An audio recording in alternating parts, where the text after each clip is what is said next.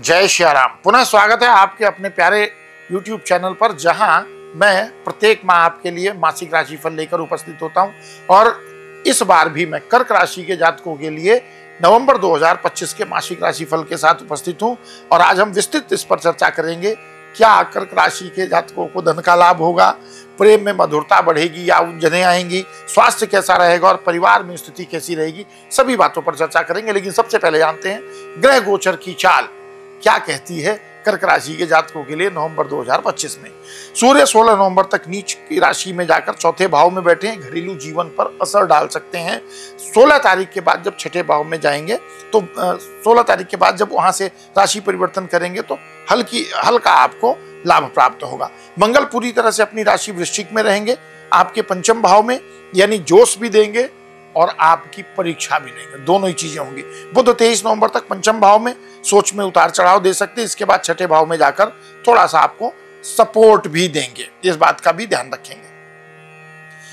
दूसरा, अगर बात करें बृहस्पति की, तो आपकी राशि में उच्च के यानी जीवन में बड़ी सीखें और कुछ शुभ संकेत लेकर आ रहे हैं, क्योंकि बृहस्पति कर्क राशि में उच्च राशि के रहेंगे। शुक्र की बात करें तो 2 नवंबर तक तीसरे भाव में, फिर 26 नवंबर तक चौथे भाव में और अंत में पंचम भाव में, यानी माह के ज्यादातर हिस्से में यह आपको भावनात्मक और भौतिक दोनों स्तर पर सहयोग देंगे। शनि 8वें भाव में वक्री हैं, यानी कुछ बाधाएं बनी रह सकती हैं, पर मेहनत से पार जरूर हो जाएंगे।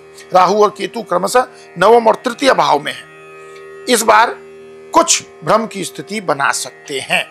अब एक खास सूचना आपके लिए, अगर आप चाहते हैं जानना कि आपकी जन्म कुंडली क्या कहती है, क्योंकि सबकी जन्म कुंडली अलग होती है, आपके आने वाले समय में कौन कौन से महत्वपूर्ण बदलाव आपके जीवन में हो रहे हैं, तो स्क्रीन पर दिख रहे व्हाट्सएप नंबर पर आप कनेक्ट हो सकते हैं सटीक व्यवहारिक जानकारी प्राप्त करने के लिए। अब हम बात करते हैं जीवन के विभिन्न क्षेत्रों पर ग्रह गोचर का प्रभाव कैसे पड़ रहा है। इस महीने कामकाज के मोर्चे पर आपको थोड़ा सा सतर्क होकर चलना होगा। मंगल पंचम भाव में जरूर है, लेकिन भावावेश या जल्दबाजी में लिए गए फैसले आपको परेशानी में डाल सकते हैं। नौकरी में बदलाव चाह रहे हैं तो शांत मन से सोच समझकर आगे बढ़ें, बहुत जल्दबाजी नहीं करनी है। विवाद से दूरी बनाए रखें। व्यवसाय करने वालों के लिए महीना कोई बड़े जोखिम लेने का नहीं है। बात करें आर्थिक स्थिति यानी फाइनेंशियल स्टेटस की, तो शुक्र की स्थिति आपके लिए इस बार शुभ संकेत दे रही है, तो कर्क राशि के जातक प्रसन्न हो सकते हैं। जिन चीजों के लिए आप लंबे समय से प्रयास कर रहे थे वो फाइनेंशियल रूप से इस महीने आपको फल प्रदान कर सकती हैं। कर्म स्थान के स्वामी मंगल लाभ भाव को देख रहे हैं तो मेहनत का फल जरूर मिलेगा, ऐसे संकेत बनते हैं। हाँ, बचत के मामले में जरूर सतर्कता रखनी होगी। महीने का पहला हिस्सा थोड़ा सा खर्चीला हो सकता है, कोशिश करें कि बजट के भीतर रहें और अनावश्यक खर्चों पर कंट्रोल रखें। बात करें हेल्थ की, क्योंकि हेल्थ इज वेल्थ, तो स्वास्थ्य इस महीने औसत रहेगा। अगर पहले से कोई गंभीर रोग नहीं है तो ज्यादा घबराने की आवश्यकता नहीं है। सूर्य नीच का है और राहु केतु का असर आपके भोजन और पाचन पर पड़ सकता है, इसलिए जहां तक हो सके पैक्ड आइटम जो भी होते हैं, जो पैकेज फूड होते हैं, उनको अवॉइड करें। खान पान में सादगी बनाए रखें। महीने के दूसरे हिस्से में एसिडिटी या पेट से जुड़ी समस्याएं परेशान कर सकती हैं, इसलिए अपने रूटीन को इम्प्रूव करना है। पर्याप्त मात्रा में पानी पिएं और अपनी दिनचर्या को संतुलित यानी बैलेंस रखें। बात करें प्रेम और वैवाहिक जीवन की, क्योंकि अब दिल की बात करना भी जरूरी है, तो मंगल इस समय आपके प्रेम भाव यानी पंचम भाव में बैठे हैं। भावनाओं में जरूर थोड़ा सा फ्लक्चुएशन रहेगा, उतार चढ़ाव रहेगा, जैसा मैं ग्रह गोचर को देख रहा हूं। थोड़ी बहुत तकरार हो सकती है, लेकिन ये झगड़े आपकी दूरियां नहीं बढ़ाएंगे। मतलब डिस्प्यूट तो हो सकता है, लेकिन फिर भी साथ कनेक्ट रहेंगे, बल्कि एक नई समझ का स्तर भी लेकर के आएंगे। शुक्र भी पूरे महीने आपकी लव लाइफ को मजबूत करने की कोशिश करेंगे, बस संवाद में मिठास बनाए रखें। विवाहित लोगों के लिए मिक्सड रिजल्ट रहेगा।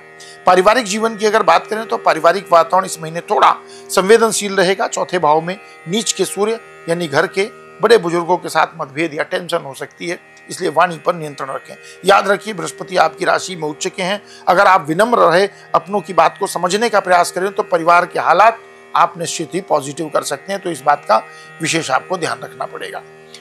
अब सबसे बड़ी बात है कि कर्क राशि के लिए क्या शुभ उपाय हो सकते हैं जिससे कि उनको अच्छा लाभ मिले। तो नवंबर 2025 को बेहतर बनाने के लिए हर सोमवार या अमावस्या के दिन नीम के पेड़ को जल चढ़ाएं, लेकिन ये सबके लिए संभव नहीं है। जिनके लिए संभव है वो जरूर करें, इससे आपको शारीरिक और मानसिक शुद्धता का लाभ प्राप्त होगा। गाय को हरा चारा खिलाना धन संबंधी जो भी रुकावटें हैं उनको दूर करेगा। किसी जरूरतमंद को गुप्त रूप से भोजन कराना आपके कर्मों को बल देगा, और अगर शनि दोष से पीड़ित हैं, क्योंकि इस समय वर्तमान समय में देखें तो कर्क राशि के लिए भाग्य स्थान पर से शनि का गोचर हो रहा है, जो लाभ भाव को कहीं ना कहीं देख रहे हैं। तो इससे धन का जो आगमन है वो भी रुकेगा, आपके कर्मों को भी बल मिलेगा और शनि का जो नेगेटिव इंपैक्ट है वो भी मैनेज होगा। घर में रोजाना शाम को दीपक जलाएं और अगर संभव हो सके तो एक माला ओम नमः शिवाय इस मंत्र का जाप करें, आपको डेफिनेटली अच्छा बेनिफिट मिलेगा। तो कर्क राशि के सभी जातकों के लिए नवंबर 2025 थोड़ी सतर्कता, थोड़ा संयम, थोड़ी सूझबूझ का महीना बन रहा है, जहां पर आपको आगे बढ़ना है। अगर आप भी जन्म कुंडली पर सटीक मार्गदर्शन चाहते हैं, कब कौन से अवसर मिल रहे हैं ये जानकारी चाहते हैं, तो स्क्रीन पर फ्लैश हो रहे व्हाट्सएप नंबर पर भी आप कनेक्ट कर सकते हैं। अगर आपको ये वीडियो अच्छा लगा हो तो वीडियो को लाइक करें, चैनल को सब्सक्राइब करें। इस वीडियो को कर्क राशि के जातकों के साथ, जो भी आपके फैमिली फ्रेंड रिलेटिव हैं कर्क राशि के जातक हैं, उनके साथ शेयर करें। मिलेंगे अगले वीडियो में, तब तक के लिए विदा। प्रेम से कहिए जय श्री सीताराम।